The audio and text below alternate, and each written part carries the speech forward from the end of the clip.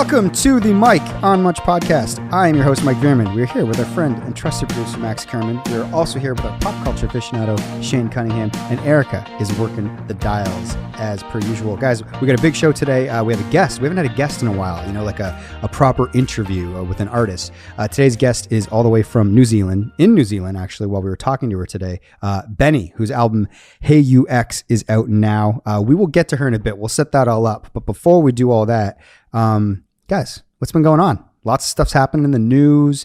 Max, it seems like you're best friends with Jamal Murray now since the last time we talked. Shaney, I never get to see you. I only ever see you when we pod these days. So it's like we used to talk all the time, back to back in the office. It's strange. And I see you lots on this family tree too. I love watching the promos come up. So it's like I'm keeping tabs on you that way. Yeah, honestly, that's pretty much all I've been doing, sadly. Like I know you didn't want me in it, but I was available for the interview today.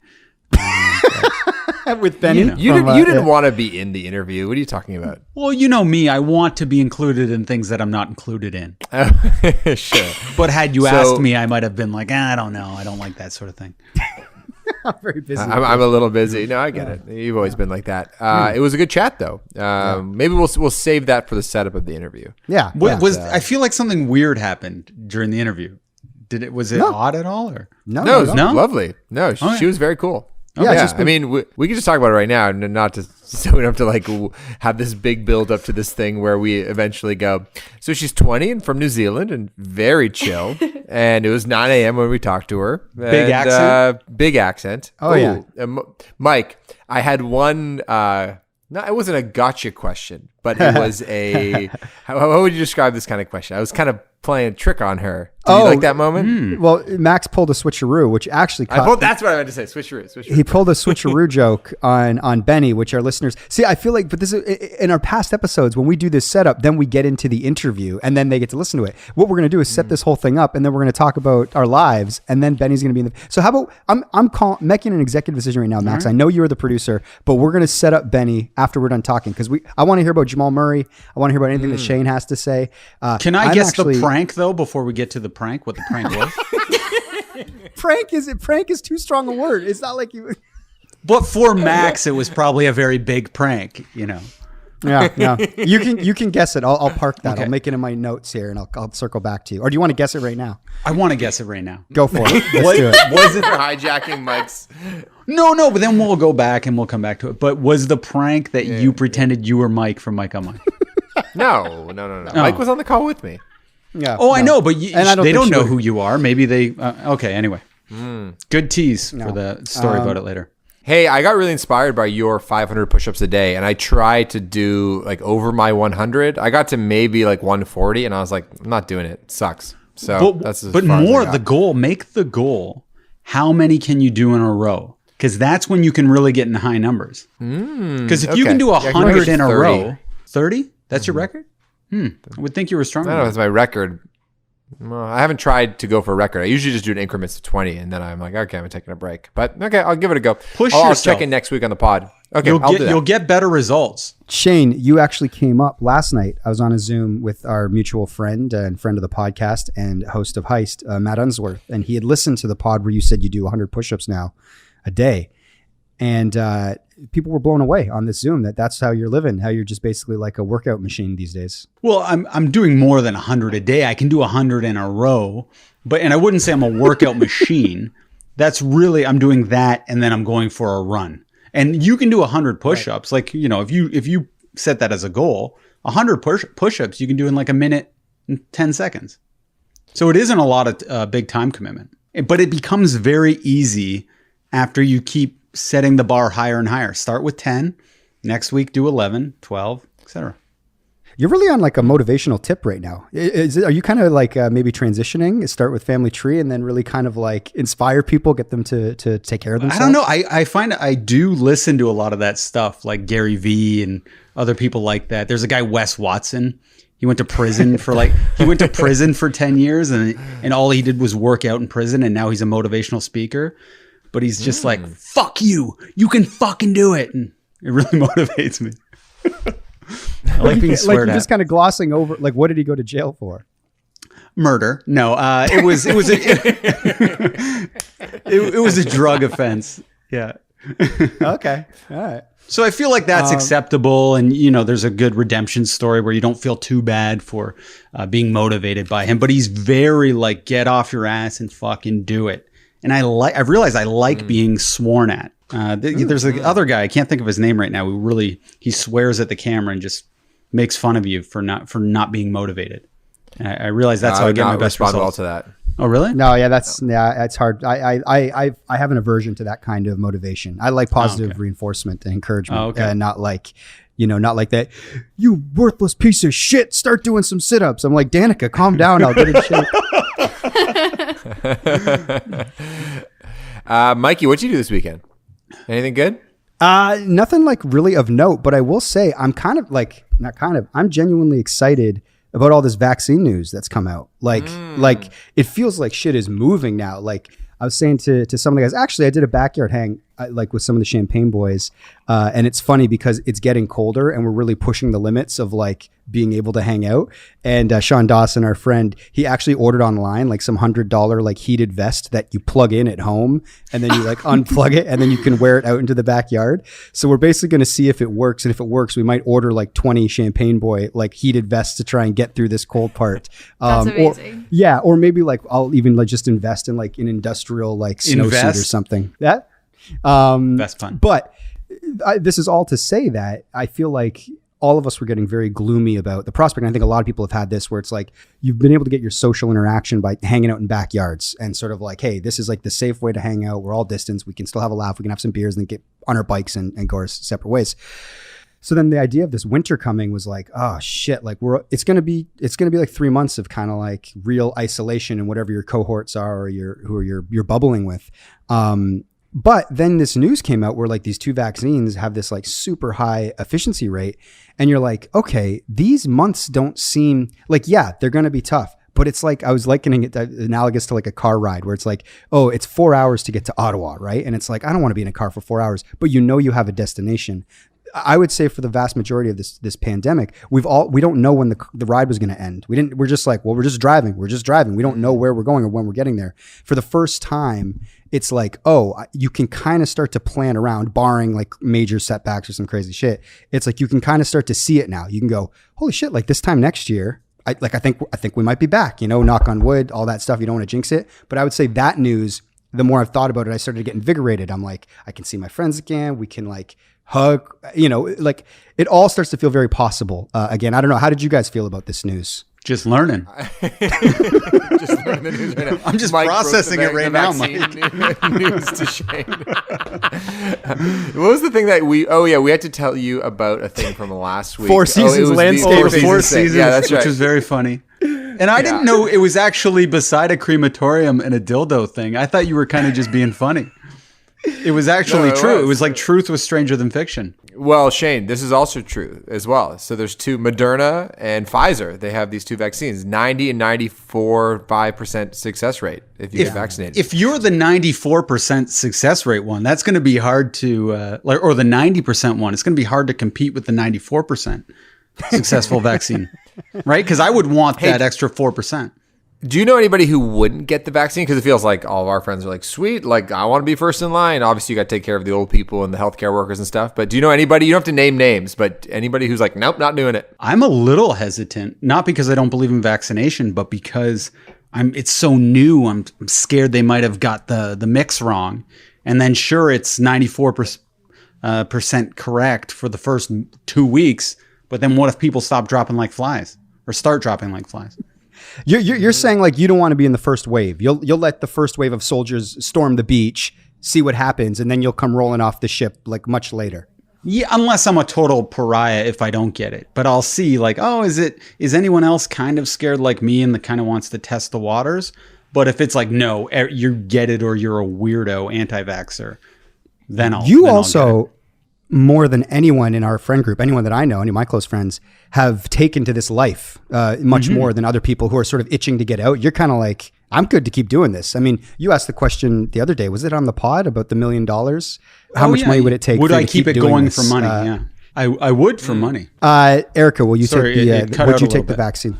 I'm sort of the same mindset as Shane, where I would let maybe like a wave or 2 of people. That's kind of how I've handled the reopening phases and stuff. Like when restaurants first reopened and patios, I was like, something horrible is going to happen. Like there's going to be outbreaks every single day from a new patio. So I waited a few weeks on that, and then things seemed okay. So then I went to a few, and like, yeah, I think I might wait. I don't know if I would be first in line, but I'm very excited that it seems like they might be like by this time next year, we might all be vaccinated and be not scared of this thing anymore, and just, you know, going out and not like drinking hand sanitizer pretty much, and just yeah, being a little bit more normal than what we have been. What about you, Mike? I don't know anybody that hasn't, like I was saying, like all the guys that we were hanging out around the fire the other night, like we literally guys started planning like where the first trip we're going to take together is, like where the first guys trip is going to be like, and who knows how this is all going to go, but it was nice to dream plausibly for an hour over beers, and actually like it wasn't pie in the sky. We were genuinely like, ooh, like were we gonna get on a plane? Like let's just go, like let's drive somewhere. And it was just like, it was really fun to talk about, and everyone was getting very excited, and it was nice. Maxie, I mean, not only like just for your social life, but your livelihood, the thing that you love to do, get up on a stage in front of people. This feels like the first sort of like ray of hope in that sort of realm. Yeah, it really depends on how long the rollout takes, because even if they start getting it out in January, you just like hope that everybody kind of sorted by June, so we can have the rally and we can do summer festivals. But you know, it's funny. I think have a very high level of social trust and general like belief in other people. So I'm like, I think I'm the least skeptical person of anybody I know. I feel like everybody's a lot more discerning. You know, it's like, oh, what if they fuck it up? Or you hear some people go, oh, the government are liars, or you never trust a drug company, or you think, oh, you're going to do that? You're an idiot. And I'm always like, yeah, of course I trust them. They know a lot more than me. But yeah, because I feel like Shane, you're a little bit more like, I don't know. You shouldn't, you know, what are their motives? What's their agenda? I feel like you're skeptical of people who are playing it safe, like too safe. You're like, you know what I mean? The freeze is the best. I don't know if he's still talking. We'll pick up on his mic, but we might want to make a promo of this just because. Sorry, Alec, can you shut the baby monitor off? Thanks. Sorry, the baby monitor starts moonwalking. They don't get it on film. Your face froze in a very funny position. Oh, I bet I could hear the laughter. Yeah, the audio wasn't frozen. But sorry, the what was the question? I'm skeptical. You feel like I'm. Oh yeah, it just feels like you're a little bit more skeptical than most. I feel like you're actually one of the most skeptical people. Like, and it was hard for you to come around to even accept that COVID was a thing. That's my view. Me? Yes, you. What are you talking about? Well, I was blindly optimistic that it would get sorted out. I was just like, nah, they'll figure it out. I'm always like, you know, yeah. I think there was I think when this first started happening, someone could go back and listen to the episodes. But I think, Max, what your thing was, because I think you were wishful thinking because you knew you had the rally coming up. It's like as like the tsunami was coming, you weren't quite mentally prepared to like get into panic mode with the rest of the world, because you're like, no, it's gonna be fine, because again, you just wanted to get up on a stage in front of 20,000 people and do your thing. Yeah, I mean, that's my disposition always. Yeah, it's gonna be fine. But yeah. Actually, Max, I wanted to ask you about Jamal Murray.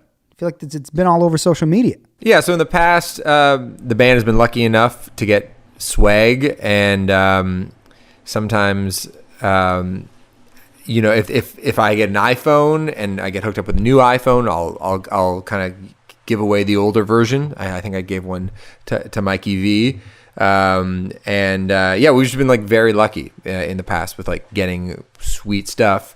And sometimes my roommates get to use it, or friends get the older versions, and it's like a fun sort of hand-me-down situation. But anyway, so we got the PS5s. And I was thinking, actually, I got a text immediately from Sean Dawson, because Sean heard that Mike D got a PS5, and he said, yo, what are you doing with your PS5? But I told Sean, I said, actually, I'm already promised it to my sister, because my sister has 4 kids, and they like to play video games. I don't even know what they play, but I was like, I'm going to give it to them. So I texted my sister. I'm like, hey, I got this PS5. Don't really know much about it, but like apparently it's all the rage. So she's like, oh, great. This will be a Christmas gift. you're the best uncle ever. Thank you so much. It's something the kids can do all together. This is amazing. So then I was hanging out with Lex, the 11-year-old, and I said to him, I was like, Lex, you ever play PlayStation? And he's sort of like a little bit of a spacey kind of kid. And he's like, nah, not really. You know, we play Xbox and whatever. He just didn't seem that interested in PlayStation at all. So then I was talking to Manager Ash, and I was like, you know, honestly, I don't know if his siblings play PlayStation. Lex would be the one that would care about this, and he doesn't seem to give one shit about it. So I'm just going to hold on to this thing and see if something else kind of comes up. So if we can think of somebody who's like a little bit more deserving of this PlayStation. And by the way, I then found out that it's like these things are going for like over $2,000. You can't get everybody. them. You can't get them. They're like the Tickle Me Elmo for adult men. Exactly. So then, that's a very modern reference, by the way, of a hot item. No, those things were very scarce. Yeah. So then on Friday, actually it was Friday, my new buddy, Jamal Murray, we follow each other on Instagram. I don't know if you heard that on the last episode. He makes an Instagram post saying, yo, need a PS5. Anyone want to hook me up? And I was like, this was actually kind of nice. It'd be a nice way to celebrate our new friendship because I've hooked up my other friends in the past. I've hooked up your brother Greg. I've hooked up you. I have this new friend that's sort of becoming an important part of my life. And and I want to maybe see if he could use it. You want to take the relationship to the next level. Exactly. And he just had his wisdom teeth out, and I've had my wisdom teeth out before, and I know there's a lot of time to kill. You're sort of sitting around, you're all doped up on the drugs, the pain meds. So I just DM him. I'm like, yo, I got you. And then he just said, dead ass. And I never heard that terminology before. What does that mean? He's shocked he's dead? Like he can't believe it? No, I think it's like, are you like dead ass serious? Yeah, I think it's dead serious. Let's look that up right now. Dead ass meaning. Okay, here we go. It says, I can't say some of these words, but when I dead ass need some new Tims. Yeah. So he just means we're really serious about something. Okay. And I was like, yeah, here it is. I took a photo of it, and he's like, yo, did you get extra? What's the story? And I was like, no, you seem like you could use it more. He's like, that's amazing. So I was like, okay, how are we going to get it to him? Because he lives in KW. I texted Erica. I was like, maybe Erica's going to be coming in Toronto. And you got right back to me. And then I was like, she's not going to be coming to Toronto because that would be a lot of driving for this activity. And then we realized maybe we just put it in an Uber. It only costs $100 to get out there. This is hilarious. So that's exactly what we did. Jamal was there to receive it at his house. He was very excited. I made a cute little TikTok about me putting it in an Uber, which I thought was kind of fun. Did you edit that TikTok? Of course I did. Do you think I paid a professional? It was such a ratchet looking TikTok. Yeah. Okay. Yeah. Did you think it was good? Yeah. It was mildly confusing. It was a little confusing to follow. You've been getting really good at TikTok, though. Your editing's it's really improving, I think. Oh, thank you. Well, here's the thing about TikTok is that it's really built for amateurs. And actually, part of the charm in TikTok is not about how cleanly or sharply it's edited necessarily. It's more about is the idea good? So even if there's a spelling mistake or it's not completely perfect, it doesn't really matter. If the idea is good and people just stay on the video, then that's sort of the point. That's the job well done. So I made this little TikTok and I made some Insta stories, and Jamal shared all the Insta stories because he was just very excited to have the PlayStation. And then it ended up getting picked up by places. TSN picked it up. Narcity picked it up.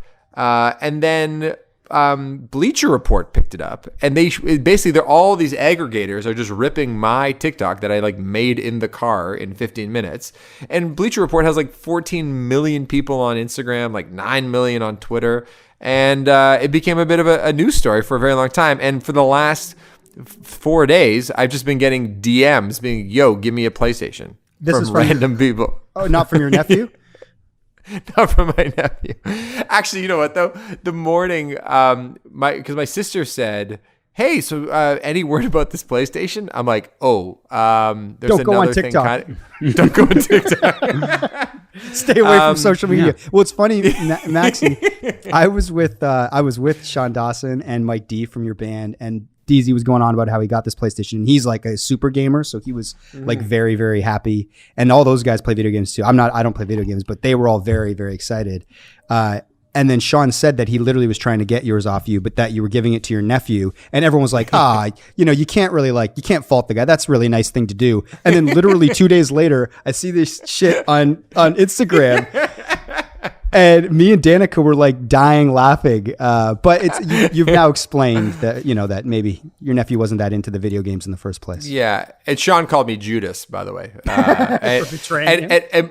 And by the way, Greg was irate. Greg was so unhappy with me. He's like, you have to give this to a fucking millionaire? Fuck you, bro. Yeah. So your brother was not happy with me. Oh my God.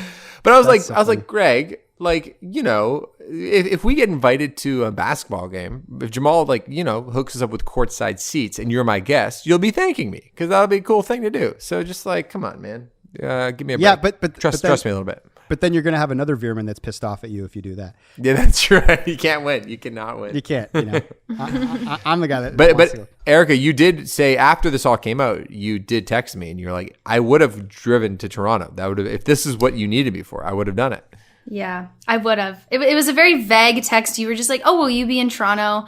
And I don't know if you noticed, but Toronto's COVID numbers are pretty fucked up lately. So I'm kind of avoiding Toronto at all costs. And I just wasn't planning. And then I had a busy day Saturday. So I was like, I'm actually not. And then I was like, why? What's up? And manager Ash was like, save it for the pod. And I was like, oh, now I'm intrigued. What could this have been? I don't know, maybe production help on something, or I don't know, something Arkells related, I assumed, whatever.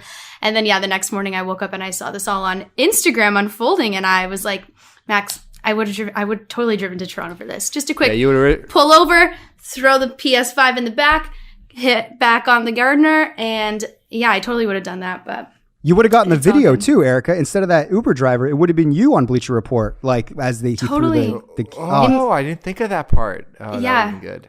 Yeah, because you could have been featured in the story. Hey, my friend Erica, she's from KW. She's offering to do this. Well, I could have met Jamal even. Yeah, tough one. Okay. Hey, tough one. There'll be other opportunities. Max, did you on the last episode we talked about how you got everybody on that set's phone number, but you didn't get Jamal's number. Do you now have Jamal's phone number? I do. We're text buddies now. So wow. There you go. How'd you get his number? What a happy ending. Well, in the DMs, I was like, just text me here. It'll be simpler. And I was like, oh, and he did. And there you go. How is texting easier than using social media app? What's more simple than that? Because I don't have notifications set up on my DMs. That's why. Okay. And I wanted to make sure that it was all being dealt with in real time. I didn't want to good answer. Let one of them slip through the cracks. Yeah, there you go. Do you wait for him to initiate a text? Or will you just be checking in randomly? Good question. We'll see. It'd be funny if in your texting with them, you're now trying to seem hit. So you're just you're like, yo, dead ass. What's up? He's what good? Yeah. No cap. That system's awesome. Okay. Well, anyway, that's that was awesome my weekend. though, man. It was fun. As well. And he seems like a cool guy. It seemed like he was genuinely excited to have this system that nobody can seem to get. Yeah. It was good. It was, and I showed you guys some teaser clips from the PC thing, which we don't want to give away, but it feels like there's real chemistry with us on screen a little bit. What'd you say? We have seen some preview. Shady. Yeah. Well, can we talk about it? You're dominating those PC ads, though. Those ads you're doing.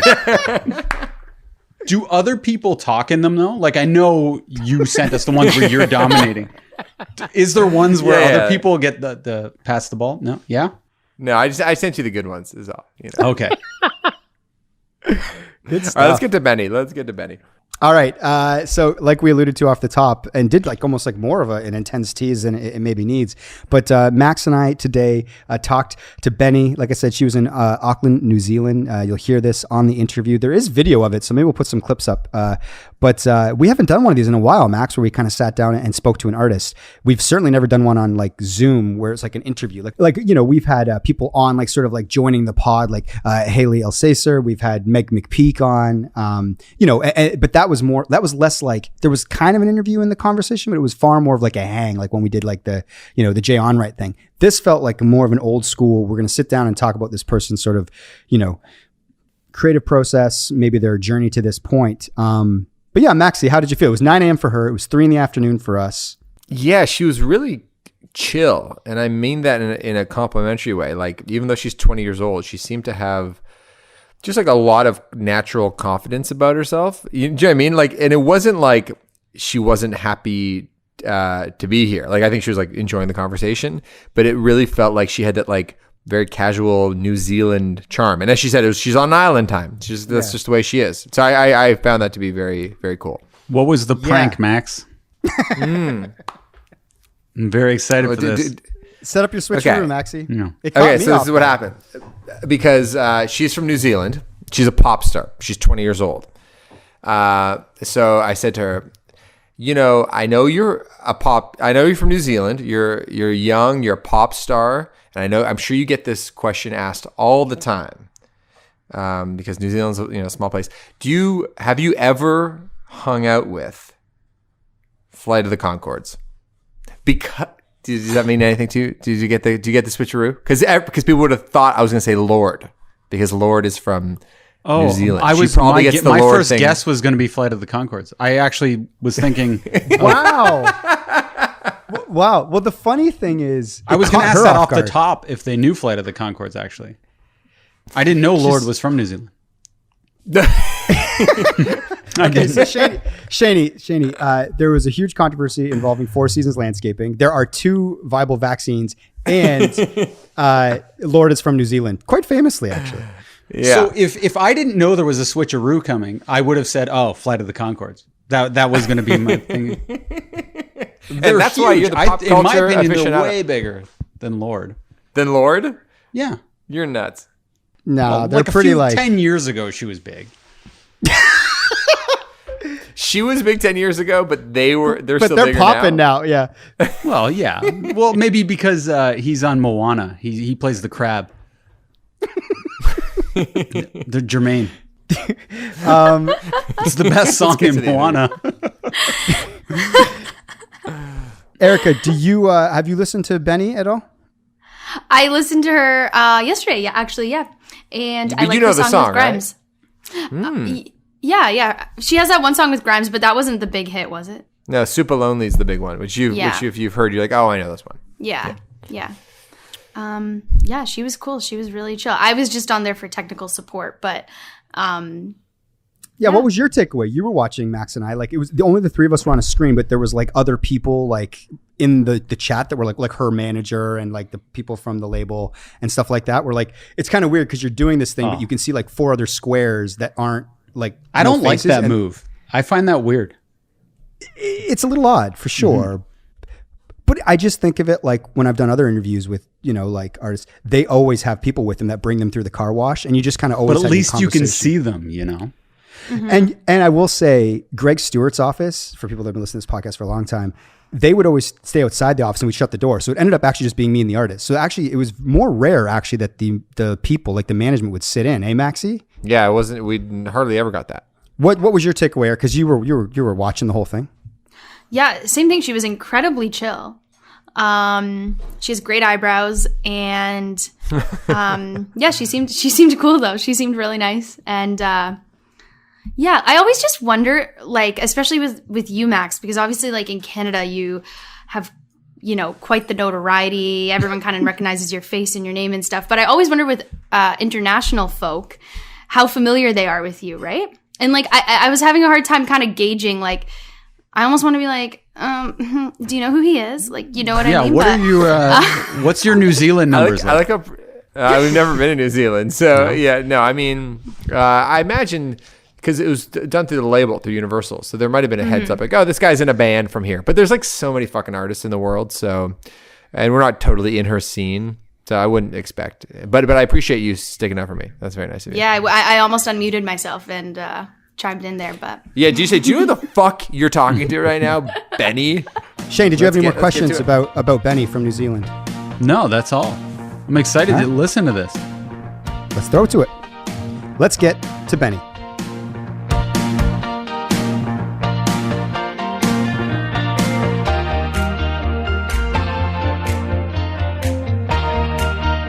First of all, where are you in the world right now? Where are you exactly? I'm in Auckland, New Zealand. Oh, very nice. What time is it there? It's 9:05 a.m. Oh, good morning. Good morning. Yeah, what time is it for you guys? Just past 3 o'clock in the afternoon, yeah. So. Oh, look at that. What is your morning routine, by the way? Have you had your coffee yet? I haven't had my coffee yet. I wake up, I take my dog outside to go to the toilet and feed her, and then I feed my cat. And then I usually make toast and a chai latte. But I'm still yet to do that this morning. Chai latte, you make that at home by yourself? You have like a fancy machine? It's a sachet. What is that? Like a sachet of like powder. Oh, okay. Oh, I see. Put it in the cup. Sometimes I make a coffee, but it's a bit more effort, you know? It takes longer. Not always worth it. With the way things are right now, have you been in Auckland sort of nonstop, or have you managed to sort of go around a little bit and do some traveling? Well, I just did a New Zealand tour. Yeah. So that was the most traveling I've done all year. Apart from that, no, I've pretty much been in the same place. What do the shows look like over there in New Zealand? Because that is a foreign concept. I'm in a band in Canada, and like the rest of the world, we can't do anything. So, but I know New Zealand is sort of ahead of the curve. What is it? Are they like normal shows, or what are the restrictions like? Yeah. No, there aren't really any restrictions. I mean, we've actually just had like a couple of cases, so we're back to like wearing masks, but shows are still just like normal. So we have like QR codes, which you're like technically meant to sign in with, but a lot of people don't. Interesting. We're very jealous. So one of the things I wanted to start with was this performance on Stephen Colbert, which was incredible. Thank you. I was very confused because I thought maybe you were in his studio because it was sort of shot like a studio show, but I was like, I don't think she's, gone to New York, which is where I think he films. So what are the logistics of that? How do you guys set that up? Is it like sort of walk me through how that all works? Like the crazy thing about being able to do it from home is that we have like all the creative direction and everything, which is quite cool. And we actually got to film it at an arena in Auckland. Yeah, so because like no one else is using it either, so it's like everyone's kind of just like willing to let you use their space, and we just set up how we would usually play a live show and just performed a live show basically to a crew. You did a performance on Fallon earlier in the year, and that was, I think, at a time when a lot of the late night performances were almost like music videos. Like it felt more like a music video than it did a late night performance. And then lately, though, it feels like it's gone back to the more traditional look. What was the thought behind your Fallon performance and the artistic direction for that? Yeah. Well, I worked with this woman called Charlotte, who I've made music videos with before. And she's like, I don't know, she's just super like artsy, got a very good eye. And I mean, I guess when I was kind of talking to her about what we wanted, we first wanted to find a really cool location. And we found this place called Roundhead, which is actually another studio in Auckland, but it's got like all these weird, like cool, like quirky rooms and stuff. And I don't know, I mean, I guess we still did it a one take like performance, but then we kind of like took different takes of shots so that we could make it look really nice, Yeah. Traditionally, when you're doing like a big sort of popular show like Colbert or Fallon, there'd be this excitement about going to the studio and sort of like having these seminal experiences as an artist. Do you still feel like, do you still get the excitement even though you're doing these sort of alternative, sort of unique performances that you then send off to another place instead of going and physically being there? Yeah. I mean, I think there's like maybe a little bit of me who's like, damn it, like I didn't get to meet them. But I think like when it gets posted by them is when I'm like, oh my God, that's crazy. Because I also watch like a lot of YouTube, and when I see like the film thing up and everything, I'm like, oh my goodness, that is wild. Watch so many of his videos. Yeah, so then it feels real because you see him introduce the clip, and then it becomes, you get that sort of feeling that you want out of these sort of exciting things. Yeah. We wanted to go back to the beginning a bit because, we'd read that your parents were cool with you dropping out of uni once you decided music was going to be the thing. What did they do for a living? And sort of like, what was the music like around your house growing up? My dad is a video editor, so he's always been in the creative industry. And Mum, she's done like a ton of different things. Like she did voiceover work and acting, and only that when we were growing up, and then picked up like English as a second language. And now she's my PA, which is fun. But yeah, I mean, I grew up around like their friends who are all, creatives and artists and stuff, and was always kind of encouraged to make stuff and like go outside and, you know what I mean? I don't know. Weird kids in New Zealand, I guess. Hold on. I want to get into this. So your mom is your personal assistant? Is this what you're saying? Yeah. Okay. Because it's funny. Like I can't imagine. I just went out for a walk with my mom and we got along pretty well for like 25 minutes, but I know there's a cutoff point around the 25-minute mark where I'm like, oh, no. I'm going to annoy her or she's going to annoy me. No. But then you see these other, Billie Eilish famously is very close with her mom and tours with her mom. So what's the dynamic? Is your mom giving you pointers? Do you have to tell her to quiet down sometimes? What's the dynamic like between you two? No, we're already like we're best friends, and I feel like before like I started paying her, she was doing it like she was trying to do everything anyways, and I was like, woman, like let me give you something for this. But we hang out all the time anyways. And I've just recently moved out of home, and we still see each other like every day though. So it's kind of like, I was like, oh, why not join the team? I take her on tour as well. That's awesome. We're a bit codependent. How big were the shows that you just went on the tour? I think the biggest one was, I don't actually know. The biggest one was an arena. So there were thousands at that one. And then the smaller ones were like 2,000. Oh, wow. Yeah. Have you always been like this? Just comfortable? Like how old are you again? You're 20 and everything just is very effortless with all of this. Have you always, you seem kind of wise beyond your years, or just sort of not, I don't want to say over it, but it seems like you've done a lot of things already in your short life. Have you always sort of had this sort of laid back disposition? I think it's just like the Kiwi way. Honestly, like sometimes I'm a little bit more like, but I feel like most of the time it's, we're living on island time over here. It's kind of like, we're just chilling. Do you have anxieties? Are there things that make you perturbed or that you get nervous about? Or yeah. There are. Like, what would give it to us? Let's get into it. I want to know about that. I seem chill, but I'm actually like an anxious ball of bloody stress. Like, I have a terrible problem with sleeping. Like, I don't get very much sleep because I think that like there's going to be someone outside. And I'm going to go to sleep. Okay. And I've written a couple of songs about it. I can't go like anywhere by myself because I'm too, so I'm actually like a stressor, but hey. Okay. So sleep, you don't like doing things by yourself. I relate to, actually I'm pretty good with the sleep, but I like to always have like a partner with me no matter what I'm doing. Do you get any stage fright happening? There's always lots like leading up to it, but I feel like once you're like on stage, you're kind of so nervous that you don't actually feel anything.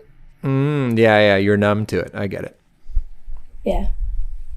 When like Supalonley takes off and it becomes like sort of has this crazy life, I'm sure that you're sort of following along. You're watching the TikToks, you're doing all that stuff.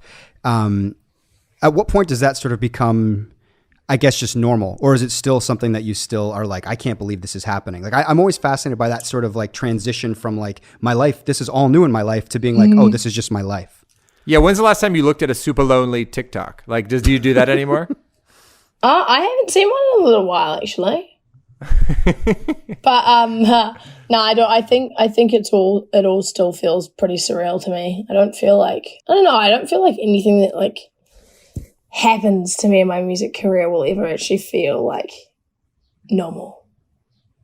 Mm-hmm. You know, I don't think I can get used to it because it's just like blows my mind that I'm doing it. Well, talking a bit about the record and sort of like you have collaborations, what were sort of the most memorable experiences, or even like songwriting, which is fascinating, you know, the best stuff that comes out of that, you know, if there was one sort of moment or experience that you could sort of pinpoint, what would you say sort of defines the record? Oh my goodness. All of it was just bloody great. I was having a brilliant time making this. I was having like the best time of my life making this record because I was just like going into every session and like just kind of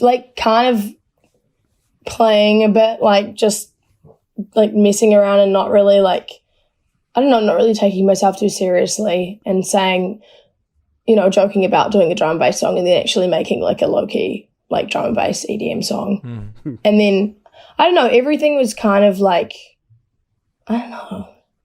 Yeah, I think I didn't take it too seriously. And I think that led to me just being more experimental. Was it all done in LA? No, it was pretty much all done in New Zealand. And most of it was done this year. Yeah, I made Night Garden and Supalonley in winter in LA. Or at least part of winter was made in LA. But no, most of it was made here. Well, on that point, because I've done, you know, sort of like the rounds of songwriting sessions in LA, and sometimes they're great, and you like, oh, this is amazing. I just met this person, and we have a connection, and we came up with something cool. And there's other times that you're like, oh, that was kind of a waste of time, or it just didn't fit. What was the hit rate for you? Like, were you like learning a lot every day? Were you thinking, oh, this is kind of soul crushing? What was your kind of impression of that?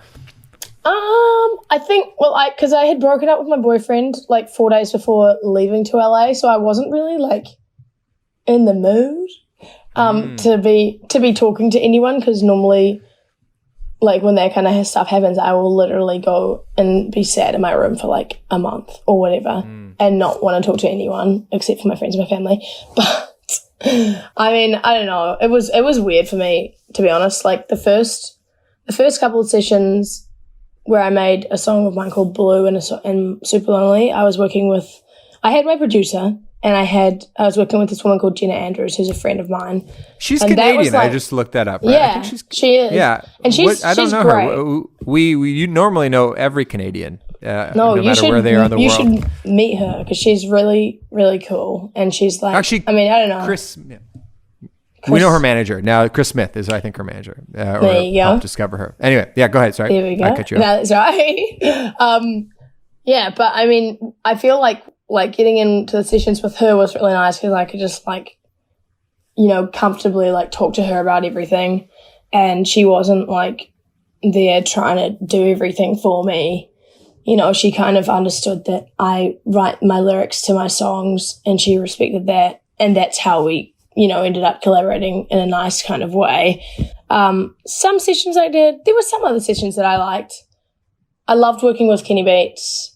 Jonah, who made Winter, with Josh was also really cool. But, I mean, yeah, I did have sessions where I was like, oh, my gosh, this person is trying to write this song for me, and I hate it. Like, but I didn't really know what to do because I was kind of like, this is really awkward. Like, they're obviously used to working with artists who want them to do this, and I was kind of also not in the place to be like, stop, you know? That's interesting. I guess in general, would you like, because of like maybe where you're at your career, maybe just personality wise, do you find that normally you would be assertive and sort of say like, I'm not feeling this, but then it's kind of this weird power dynamic because you're sort of on their turf in LA, you know, you're kind of feeling like, where's my place? Do you think sort of normally you would be the personality type to sort of interject and just be like, nah, this is how I want it? Yeah, definitely. At least, like, I've made pretty much all of my music with this one guy, Josh. And I've also worked with this guy, Jason, on a lot of my music as well. And I think that because I'm so comfortable with those guys, you know, I'm pretty bossy. Like, I'm like, you know, I tell them exactly what I want, and they don't really, like, butt in at all with my lyrics or anything. So it's a nice system, but it's kind of weird when I'm in the studio with, like, maybe a producer and a writer who I don't know anything about them. And then there's like one of them who's, you know, trying to get it going. And I'm like, whoa, shoot, man, chill. Let me do my thing. Have you had an experience yet where maybe somebody that you listened to and admired, before you were doing this sort of as a career, has now heard your music and reached out to you, and you're like, oh shit, I didn't know that person heard my stuff? Yeah, there are lots of people who I am like a fan of. Give us a top three. Come on. Oh no. Lily Allen's on your record. That's pretty cool. Lily Allen was one. That was another one. That was one where with Sony ATV were like, oh, she's a fan. And I like flipped out. Well, yeah, how did that one come together? Because that tune sounds kind of different than a lot of the other stuff on the record. And how did that one come together? Yeah, I worked on that with Josh. And that was the song where I got into the session and I was like, I want to make a drum and bass song. I want it to be in the album. And we just did exactly that. And then I knew that I wanted to get some kind of female feature on it who, had experience with like, I guess EDM and that kind of like weird like alien stuff. I didn't even think of her because I'm a huge fan and I like did not think she would ever want to. And then, my Sony fan were like, what about Grimes? And I was like, you guys have to be kidding me. But then it ended up working. And I'm sure you're sick of this question being a pop star from New Zealand, but I have to ask, have you ever thought about or even hung out with, you know who I'm going to say, the Flight of the Conchords? Have you ever hung out with those guys? I actually had no idea who you were going to say because I was like, there are a few people you could say. I haven't. I've never seen them. Never seen them anywhere. Maybe slightly before your time. They had their like kind of, they're in their heyday when you were probably 8 or 9 years old. So I think so. But, I think it's any final thoughts, Mikey? Yeah, well, I'm always fascinated, sort of like in a granular sense, if you are the sort of person that is thinking very much now, meaning like this is the record now, this is what I'm doing, this is where I'm at creatively, or if you think, what am I going to be doing 5 years from now, or what's my ultimate goal? Like, do you try to plan stuff out in chess moves, or do you try to be very present? I think for the most part, I'm pretty like, all right, this is what I'm doing, and I'm working on this right now. So present is what I'm kind of worrying about. But I also have a life goal, which is that I want to be like 70 and like have a farm and like rescue cows and sheep and still be making music. So that's my dream goal. Maybe be like Grace Jones and still be performing. But apart from that, it's like next day is the next day, whatever. Yeah, I think that's an admirable goal. I want that goal. I want to be 70 on a farm and just making music. Right? Yeah, that's like it. Right? I think everybody can relate to that. Maxie, you were fascinated about the Prime Minister. You were. Oh, yeah. We have this impression of her, outside New Zealand. We're all like, this person seems like the most like poised, smart, ideal kind of leader. We have a pretty good guy up here in Canada, equally handsome in his own way, I'd say. But what do the locals think of her? They love her. Okay. Oh, good. All right. There you go. Well, she won. She's just been re-elected, but she's great. Everyone loves her. Yeah, she's become like sort of an international star throughout this whole pandemic. She has, Yeah. Jacinda Ardern, yeah. I didn't know how like popular she was over there until I like went over last year to do work, and everyone was like, "Oh my gosh, you've got Jacinda." I was like, Jacinda. We do. Jacinda. What is the first thing people ask you when they find out you're from New Zealand? And this can be going back to before you were sort of, making music. I don't know. Are you from where? I don't know what they ask me. Or they probably ask me something about the Lord of the Rings. Right. Yeah. Is Marmite, is that a New Zealand thing or an We've got Australian thing? Marmite. No, we have Marmite. They have Vegemite. Nice. Vegemite's not very good. Okay. Marmite for life. Yeah. Well, thank you so much. This is so nice to talk to you, and love listening to the record and everything that you're doing. Thank you very much. Thank you so much. All the best. Later. Thanks, guys. See you later.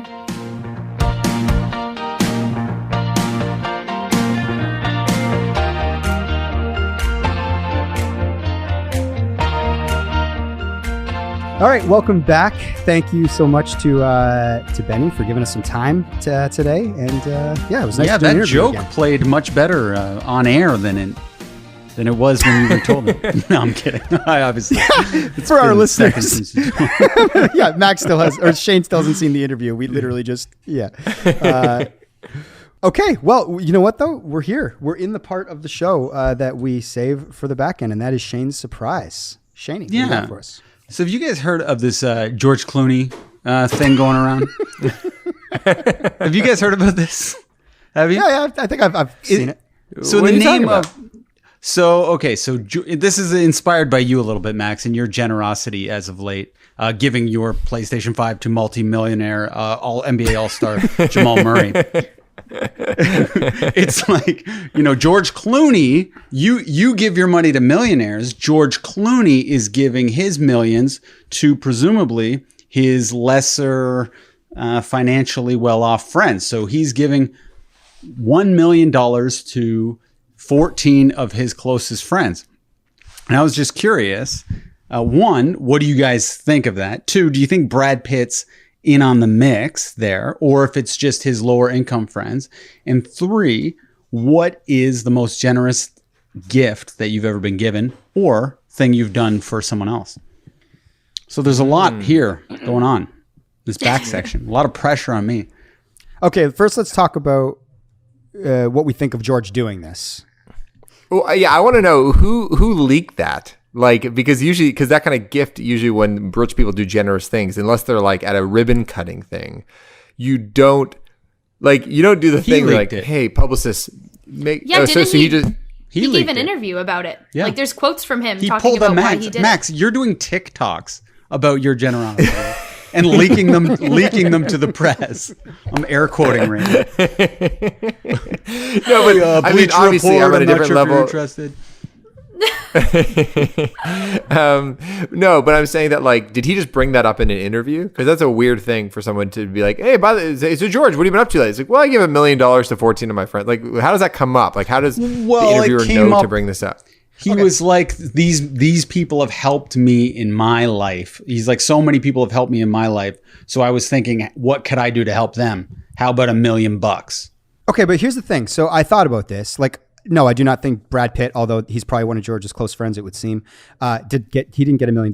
But when you think about people like George Clooney led, like, he's been famous for a very long time, but there's probably friends of his. Like, let's say that Max goes like gets supernova famous. You know what I mean? Like supernova famous. You and I are still going to have regular jobs, but we'll be close friends of his. So like, imagine that Clooney has pals like that. You know what I mean? That are like, that have families. Maybe they do professional jobs.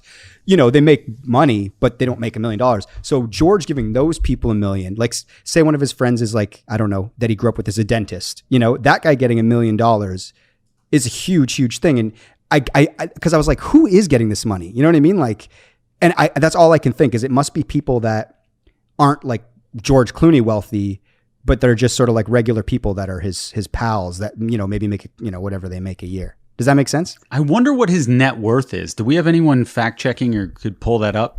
George Clooney Let me net look it worth? up. All right, Erica, get on that. I think let's guess because I think I think he's made some crazy good investments. Like I'm saying reading something about 350. this. Casamigos. I think he's in the tequila brand. Casamigos. Yeah. I'll go 200 million. He's worth 200 million. That's my guess. Shane says 350. Max. Erica just made a crazy face. 100. I'm doing 100. Well, what kind of sources do we believe on these things? Because filmdaily.co says 500 million. Wow, $500 million. And it's quoting Forbes. It says based on Forbes report from 2019, Forbes Clooney we can trust. has an estimated $500 million. Wow, that's pretty good. Now 14 seems a little low for your best friends, I gotta say. That's a funny one though, because I'm sure he's been picking up the bill and paying for vacations like for forever. Well, that's what I would do. Like I've said this before, like if I won like 50 million in the lottery, there would be like sort of like this inclination to hand out money. And ultimately I know I would, like, I can't say no to like, you know, anything, but you take care of people. You think we would ask for money? No, I think that there'd be a bunch of like Champagne Boys ventures that would want to be backed. Like, you know, no one would just ask for money, but everyone would all of a sudden have like a business that they want hotter to vests. Be bankrolled. Yeah. Yeah. Which again, like with 50 mil, like it's your friends. I trust I would get into business with my friends now. You know, shit, we're doing this podcast, but I would take us all on like a private jet, like trip somewhere. It'd be like pile everybody on this. Nobody's spending a dime, and we're going to spend like 2 weeks somewhere crazy. That would be the thing I would do. And then I would sort of take the money requests as they came and, you know, try to make sober decisions. How many people like would you go to, even your acquaintances? Like, how would you know how to cut? Because it would suck to be that person just on the edge of being in. It's hard. It is hard because we do have like I got work friends that I'm close with. I got like Champagne Boys I'm close with. I got like other high school friends.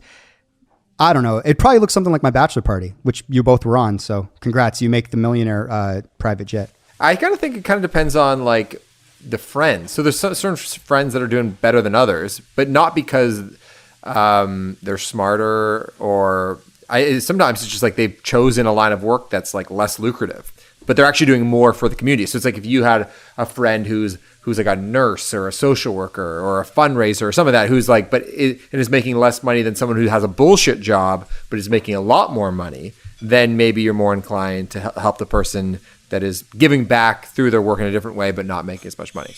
Absolutely.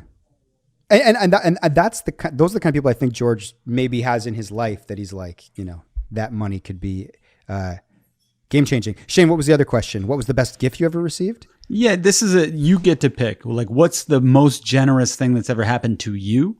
Or what's the most generous you've been to someone else?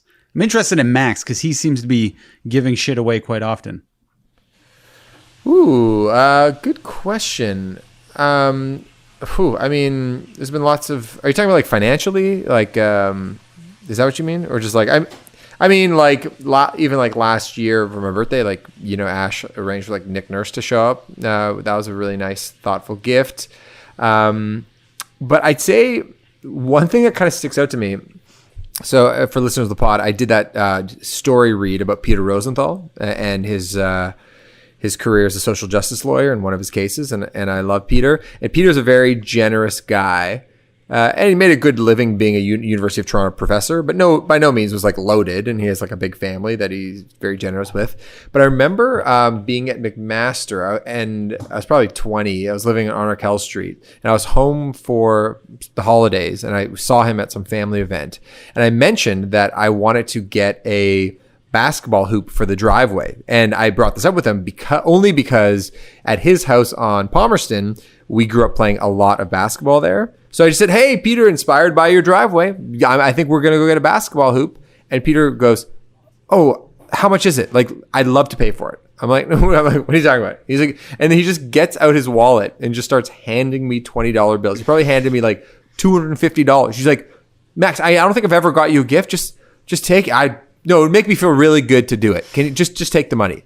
And when you're 20 years old and someone just hands you $250 for this thing that's kind of frivolous, but still kind of meaningful because it's like sports and it's a good memory from our childhood. I was like, that is the most like spontaneous gesture ever. And Peter would never in a million years think that I'd be telling this story publicly. He didn't do it for any other reason that he loves me and that he wanted to do something nice. And he's not the kind of guy to like send me a gift on my birthday, but like we're in this moment together and he knows I'm a broke 20-year-old college student. So I think that kind of thing is pretty special. So I think it's my favorite, most generous gift that I've ever received. Shane, what about you?